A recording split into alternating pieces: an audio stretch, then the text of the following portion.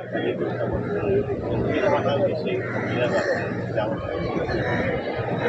सर्वात आधी परमपूजनीय भारतरत्न डॉक्टर बाबासाहेब आंबेडकर यांच्या महापरिनिर्वाण दिनानिमित्त अभिवादन 68वा महापरिनिर्वाण दिन आज होतोय।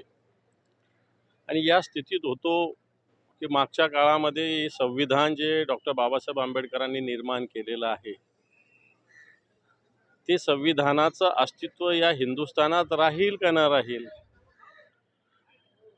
त्यांच्या लेखणीनं निर्माण झालेली लोकशाही आज धोक्यात आहे का सुखात आहे, अशी स्थिती निश्चित राज्य आणि देशात निर्माण झालेली आहे।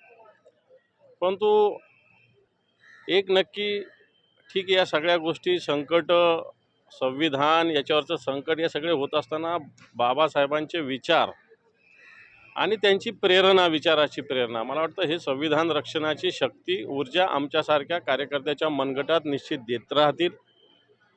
आणि आम्ही कसोशीनं या संविधान रक्षणाचं आणि डॉक्टर बाबासाहेब आंबेडकरांनी दिलेलं लोकशाही रक्षणाचं कर्तव्य निभावण्याचा सातत्यानं प्रयत्न करत राहण्याचा संकल्प आज आम्ही करतोय।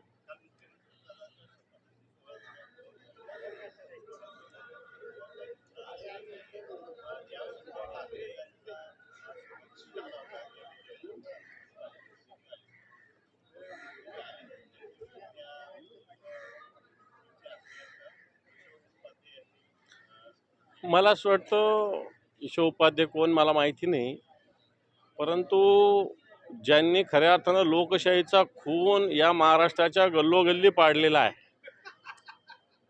बाबा आढावसारख्या ज्येष्ठ नेत्यांना रस्त्यावर उतरावं लागलेलं आहे।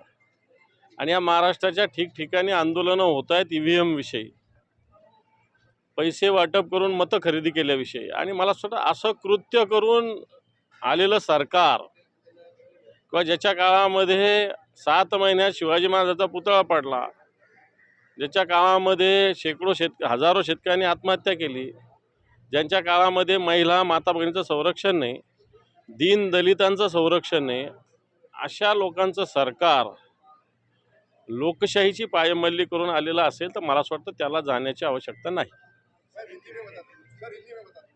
कुछ